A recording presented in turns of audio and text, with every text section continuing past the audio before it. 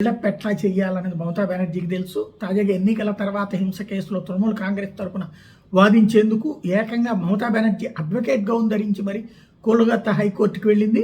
ఆమెతో పాటు తృణమూల్ ఎంపీ న్యాయవాది కళ్యాణ్ బెనర్జీ, ఆయన కొడుకు శీర్షణ బందోపాధ్యాయ, న్యాయవాది బైశ్వనోర్ చటర్జీ కూడా హాజరయ్యారు. వాస్తవంగా మమతా బెనర్జీ 1982లో జోగేష్ చంద్ర కాలేజ్ ఆఫ్ లా నుండి లా డిగ్రీ పూర్తి చేసింది. అప్పట్లో కాంగ్రెస్ విద్యార్థి విభాగం ఛాత్ర పరిషత్లో పనిచేసేదన్నమాట. మమతా బెనర్జీ హైకోర్టుకు రావడంతో కొందరు న్యాయవాదులు పీసీ చోర్, బైపో చోర్ అంటూ నినాదాలు చేశారు. దీంతో అది కాస్త రాజకీయ రంగు దాల్చింది కోర్టు. లా డిగ్రీ పూర్తి చేసినటువంటి ప్రతి ఒక్కళ్ళు నేరుగా కోర్టులో వాదించలేరు అన్నటువంటి తెలవాలి.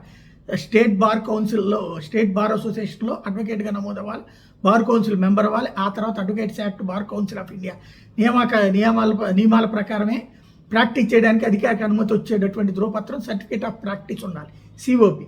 అలా లేవు. ఎల్ఎల్బి పూర్తి చేసేసి స్టేట్ బార్ కౌన్సిల్ ఎన్రోల్మెంట్ అయిన వాళ్ళకి అవసరమైన రిజిస్ట్రేషన్, ధృవీకరణ తప్పనిసరిగా ఉంటుంది. అడ్వకేట్లకి చెల్లుబాటు అయ్యేటటువంటి ప్రాక్టీస్ స్టేటస్ ఉన్నటువంటి న్యాయవాదులకే ఉంటుంది. చెల్లుబాటు అయ్యేటటువంటి సర్టిఫికేట్ ఆఫ్ ప్రాక్టీస్ లేకుండా కోర్టులో న్యాయవాదిగా హాజరు కావడం కానీ, వాదించడం కానీ న్యాయపరమైన అభ్యంతరాలు ఉంటాయి.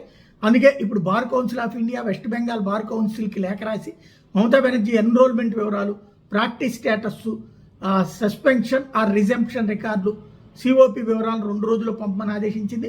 ప్రస్తుతం దీని మీద అధికారిక స్పష్టత రావాల్సి ఉంది. బీసీఐ అందుకే వివరాలు కోరింది. ఆ రికార్డులు వచ్చిన తర్వాత ఆమె ప్రస్తుతం చట్టబద్ధంగా ప్రాక్టీస్ చేసే స్థితిలో ఉందా లేదా అన్నది తేలుతుంది. ఓవరాల్గా ఒక కొత్త ఇష్యూ అయితే క్రియేట్ చేసింది.